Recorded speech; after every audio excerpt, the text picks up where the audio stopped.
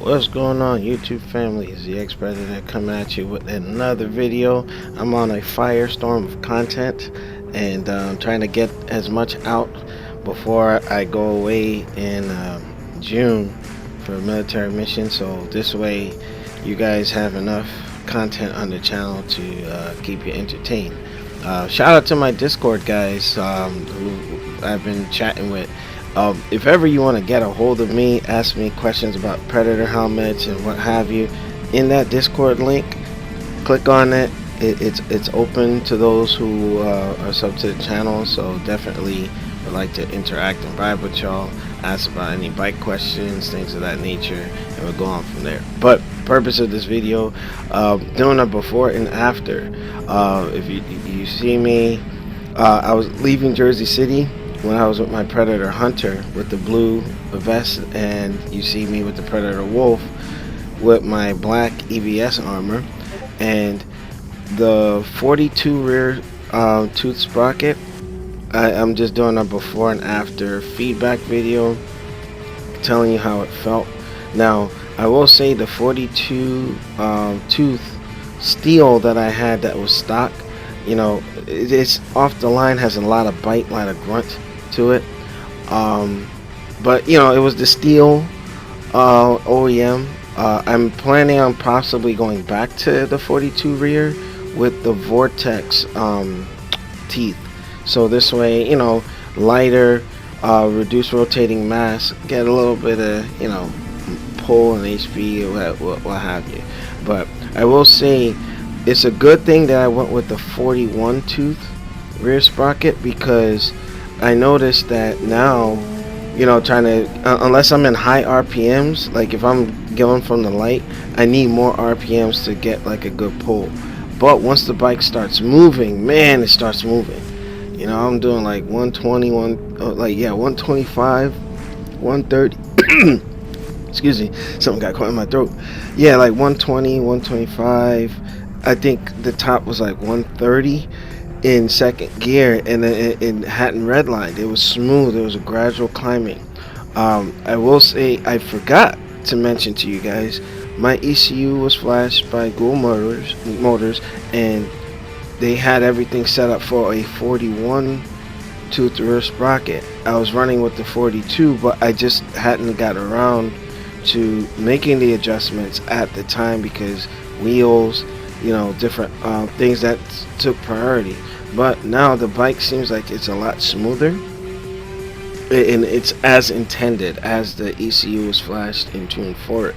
So I'm interested to see what you know, the dyno shootout is gonna pull.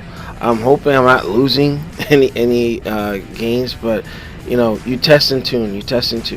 In the video, I'm going back and forth between, you know, doing some high speed, you know, just like very generous pulls, not going all out like smackdowns or anything, but you know, it does feel different. You're not gonna lose horsepower. It's just how you harness where everything is, you know, where you want the power, down low, in the mid, or top. So running with the 41, if I went with the 40 rear sprocket that Will had given me, that's something where, you know, I'm not interested in going back and forth, taking sprockets on and off and whatnot.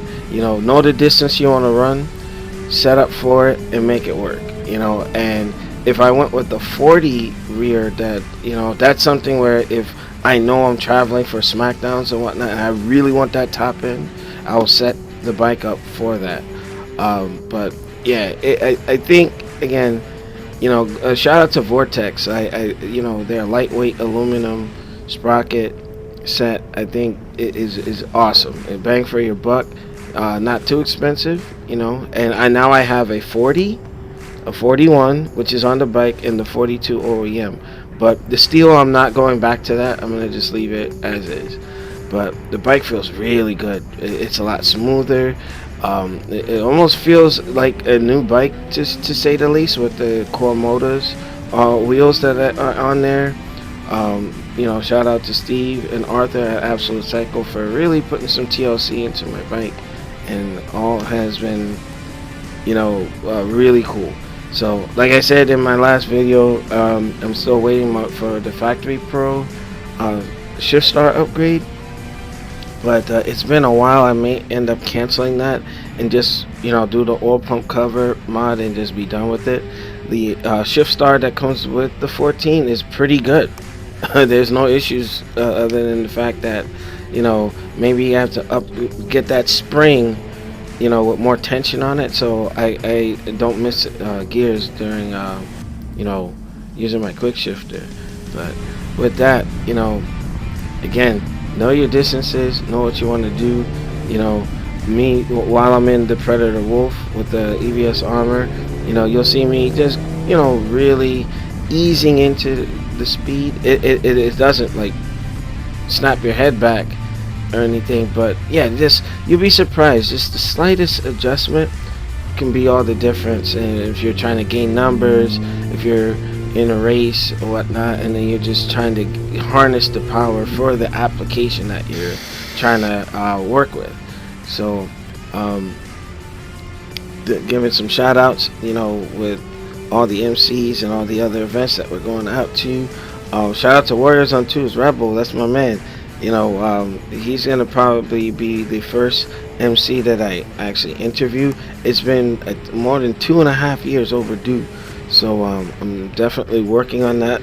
It's just a matter of timing, and a lot of it is the timing on me because my job, military, and a lot of times I'm really revving to go. Oh, hey, Sergeant Romero, you gotta go somewhere, or you got military duty, or you got drill. So we're working that piece. But yeah, there's nothing like a ZX14. It's good for me.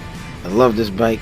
And shout out to the ZX14 community page on Facebook. Shout out to my boy Rook, who's running his page. Very informative. He knows his stuff.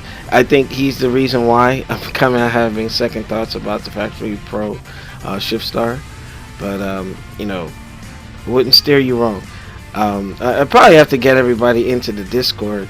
And again, I will be doing more testing and checking things out. Like Baba Yaga said, you got test and tune, try different things. And I'll be definitely going into the velocity stacks a little bit later. As of right now, I think I'm where I need to be. I'm okay, but you just gotta play with it. So make sure you rate, comment, subscribe. Thank y'all for watching. I'll see you on the next video. Peace.